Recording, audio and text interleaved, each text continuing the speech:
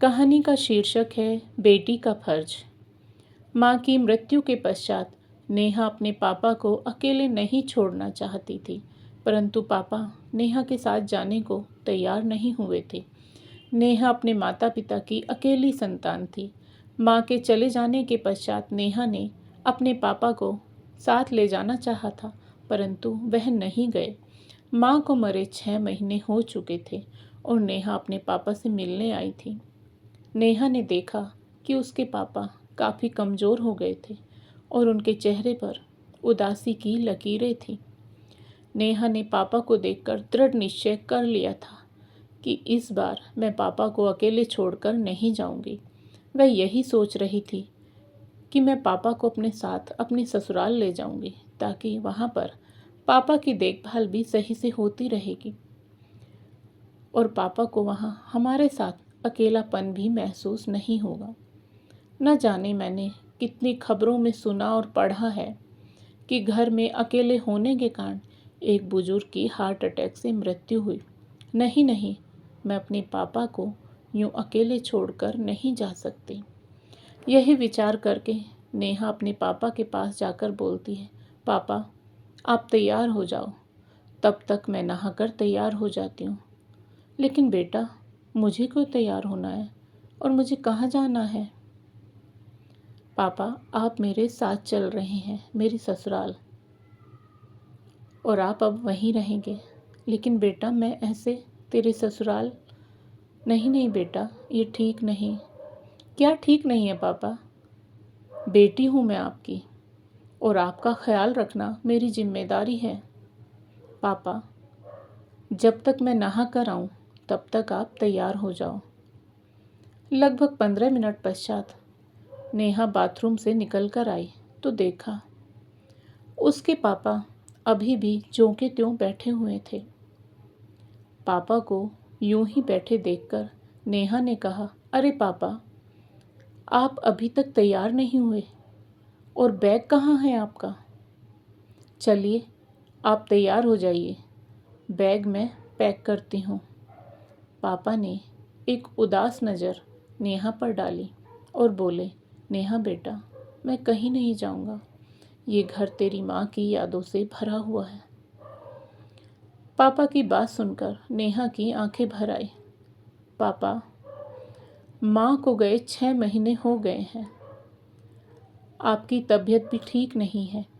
ऐसे में मैं आपको अकेले नहीं छोड़ सकती। आप मेरे साथ मेरे ससुराल चल रहे हैं। बेटा, मैं तेरे साथ कैसे रह सकता हूँ? बेटी के घर का तो माता पिता पानी तक नहीं पीते हैं। फिर वहाँ तेरे सास ससुर भी हैं। उन्हें मेरा वहाँ रहना शायद अच्छा ना लगे। आखिर हूँ तो मैं एक बेटी का पिता, एक बाहरी आदमी। पापा वो लोग ऐसे नहीं हैं। वो मेरे साथ कितने अच्छे से रहते हैं।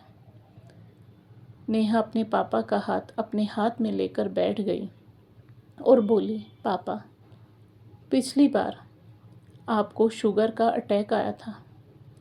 कितनी मुश्किल से ठीक कहते हुए उसकी आंखों में आंसू आ गए।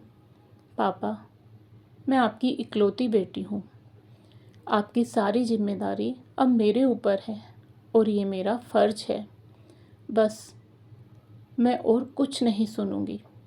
नेहा के पापा विचारों में डूब गए और मन ही मन सोचने लगे, अविनाश जी ने तो एक बार भी नहीं कहा कि पापा आप हमारे साथ चलो।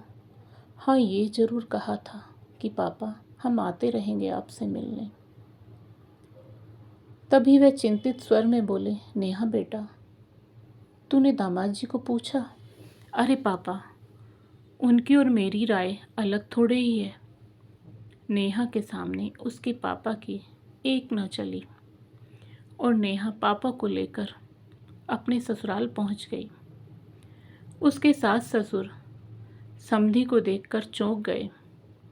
अविनाश ने भी पैर छुए और कहा, अच्छा किया पापा जो आप कुछ दिन के लिए यहाँ आ गए। नेहा के पापा रहने तो लगे वहाँ, परंतु उन्हें लग रहा था कि शायद दामाद जी और उनके माता पिता उनके यहाँ आने से खुश नहीं हैं।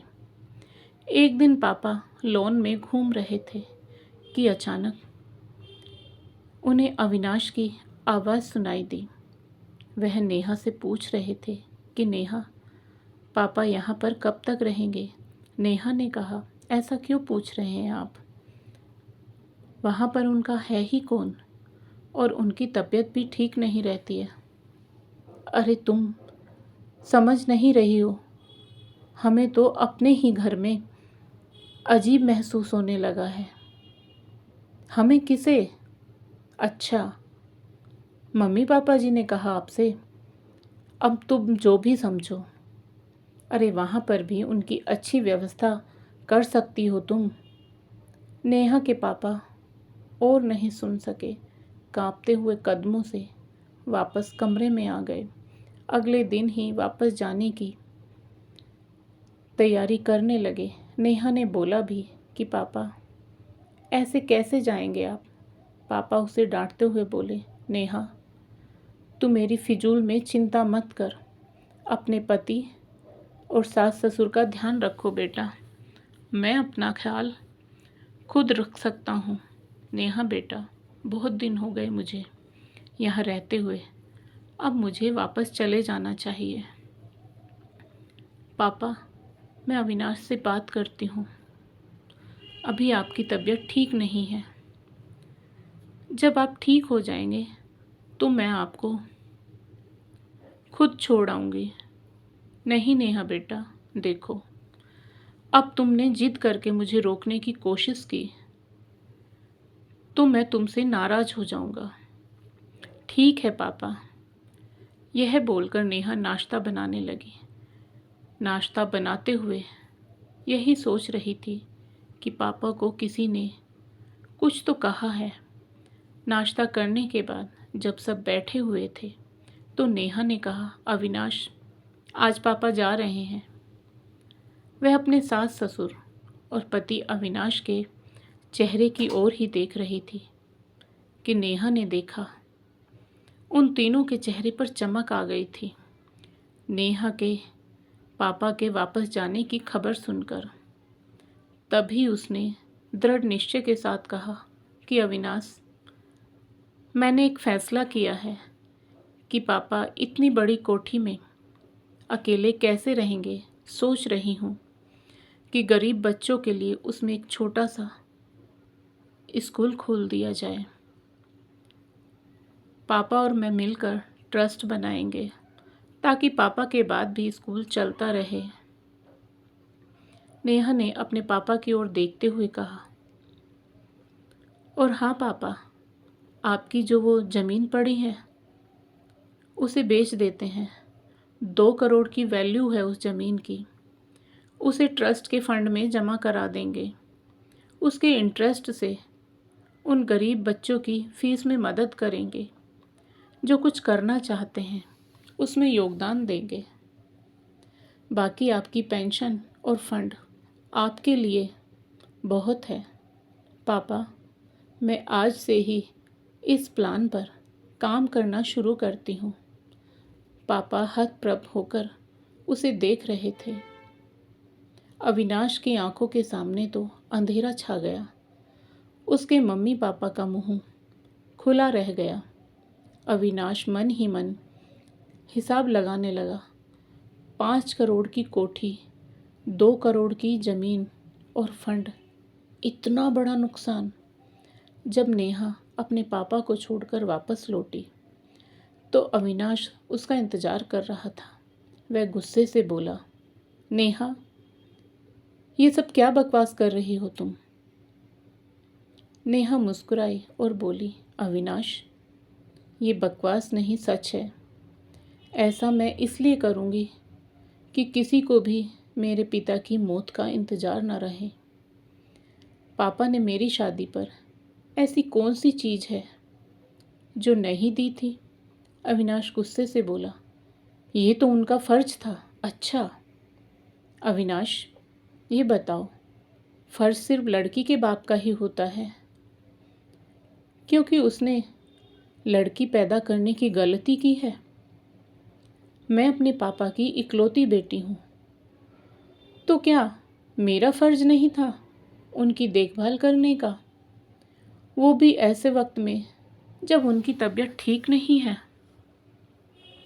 और उन्हें सहारे की ज़रूरत है। माफ़ी चाहती हूँ अविनाश, परंतु यह सत्य है कि उनके कुछ दिन यहाँ रहने से आप सबको तकलीफ़ हुई। मैंने कभी तुम्हें तुम्हारे फ़र्ज निभाने से नहीं रोका।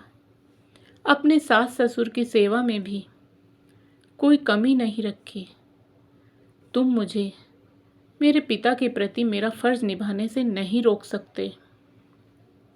उसकी आवाज़ में दृढ़ता थी। अविनाश खामोश होकर उसे देख रहा था। दोस्तों, हर संतान का यह फ़र्ज रहता है कि वो अपने माता पिता के साथ साथ अपने सास ससुर के प्रति भी अपनी जिम्मेदारियां निभाए, जिससे दो परिवारों का रिश्ता हमेशा अटूट बना रहे। परंतु ऐसा होता नहीं है। लड़की चाह कर भी अपने माता पिता को अपने साथ नहीं रख पाती, कारण ससुराल वालों को तकलीफ होती है। पर वहीं ससुराल वाले उनकी संपत्ति पाने को अति लालायत रहते हैं। तो दोस्तों, आपको आज की कहानी कैसी लगी, कृपया कमेंट करके अवश्य बताएं। और यदि आपको कहानी पसंद आई हो तो कहानी को लाइक करें, शेयर करें और साथ ही ज़िंदगी सरिता हिंदी स्टोरी चैनल को सब्सक्राइब करें। फिर मिलेंगे दोस्तों एक और नई कहानी को लेकर। तब तक आप अपने परिवार के साथ हंसते रहिए, मुस्कुराते रहिए, खुश रहिए। राधे राधे प्यारे दोस्तों।